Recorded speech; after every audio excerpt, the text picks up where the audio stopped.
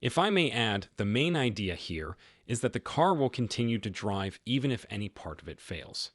It is possible for cameras, power circuits, or one of the Tesla's fully autonomous computer processors to malfunction, in which case the vehicle would continue to drive. A person losing consciousness is far more likely to occur than this computer malfunctioning. The crucial measure is that. Now, everyone, let's explore the brain of the beast, Tesla's fully autonomous computer. Imagine that your Tesla continues to drive smoothly, even while various sections of it, such as cameras, power circuits, and possibly even a chip or two, start to fail one after another. It's like having a car that's too cool to care about a flat tire at a party, thanks to Tesla's sophisticated computer processor. Now, every Tesla that comes off the assembly line has all the hardware required for complete self-driving capabilities, in addition to being filled with electric zest and ambitions. Yes, it's similar to purchasing a smartphone loaded with all the apps you'll ever require. What's the best part? All current owners have to do is wait for upgrades to the software. It's similar to anticipating the release of your favorite show's upcoming season, knowing it will be worth binge-watching.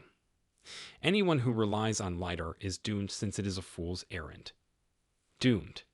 Expensive sensors that aren't needed are like having a heap of pricey add-ons. Like they want to put a bunch other appendices in after one of them is bad. You'll realize that's ludicrous. Moving on to LiDAR, or look, another redundancy, as Tesla may put it, Elon Musk believes that LiDAR is completely outdated and overdone, akin to bringing an encyclopedia to a tweet fight. It's pricey, and to be honest, it uses electricity like a tourist with a complimentary drink ticket when it comes to fueling a city ride. Here's where Tesla shines. They have a huge advantage because to their fleet of technologically advanced vehicles that are constantly gathering data.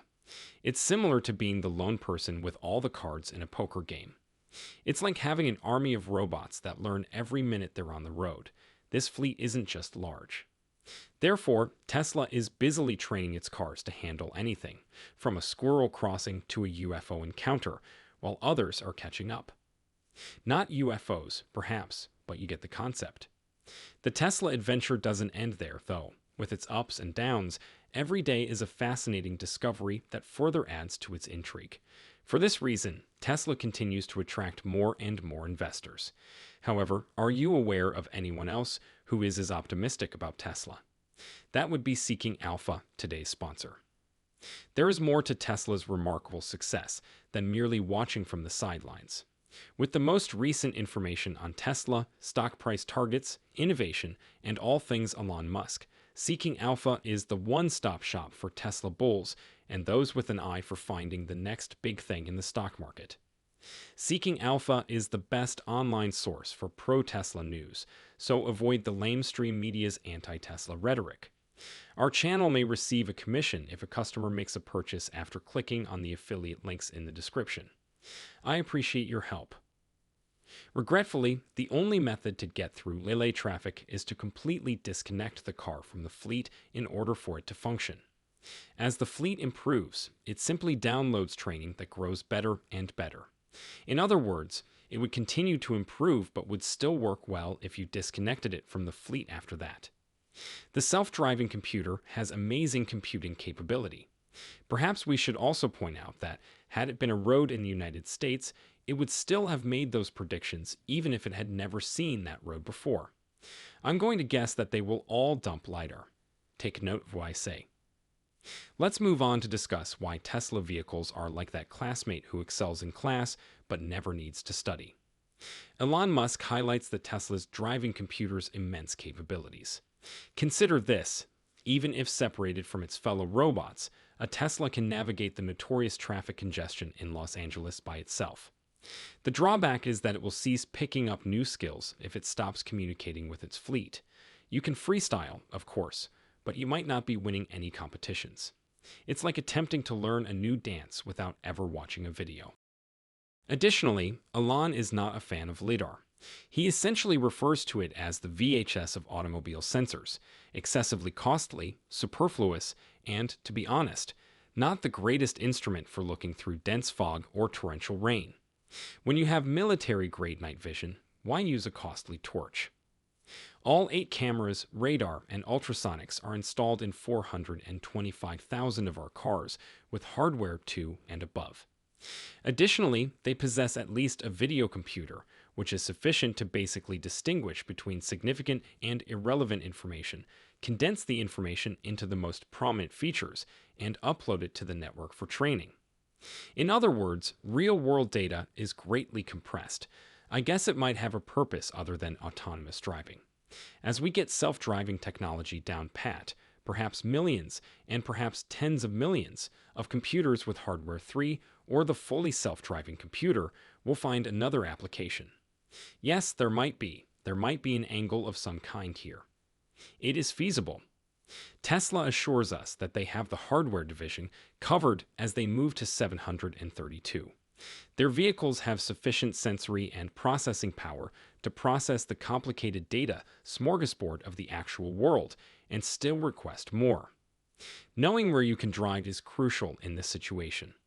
Crucially, Tesla has a talent for anticipating drivable space and depending on GPS.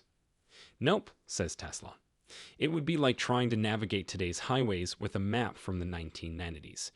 GPS works well for guiding you in the right way, but in the real world of driving, it all boils down to what the automobile can see and comprehend. To put it another way, a GPS system on a Tesla is like that friend who claims to know a shortcut but ultimately leads you astray. From a hardware perspective, the entire system has been built for a robotaxi since October 2016. Therefore, we do not anticipate upgrading cars manufactured prior to the release of Autopilot version 2 hardware. To give you an idea of how difficult this is, we believe that building a new car would actually be more expensive than upgrading the existing ones. It's not worth it unless it's built in. We've now covered the future of self-driving cars, including its hardware, vision, and a plethora of software. Furthermore, the software issue here shouldn't be downplayed. Managing enormous volumes of data, training against the data, and operating the vehicle based on vision constitute a huge software challenge. It's an extremely challenging software issue. In 2016, Tesla has already begun assembling the components for their autonomous robotaxis. The bottom line is that Tesla's systems are built to maintain smooth steering and braking on auxiliary power, even in the event that the primary power pack decides to take a day off. It's similar to keeping a car generator on standby, but with steering and braking. However, since operating this robo-fleet involves more than just a series of zeros and ones, let's talk about software.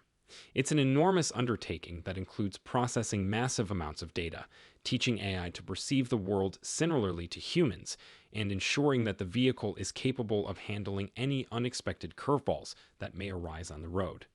It's wild and unpredictable, but somehow manages to function like attempting to train a robot how to navigate a teenager's room. According to production, we receive more than 5,000 Model 3 vehicles per week. Currently, we have no trouble handling 5,000 automobiles per week. It's not difficult at all.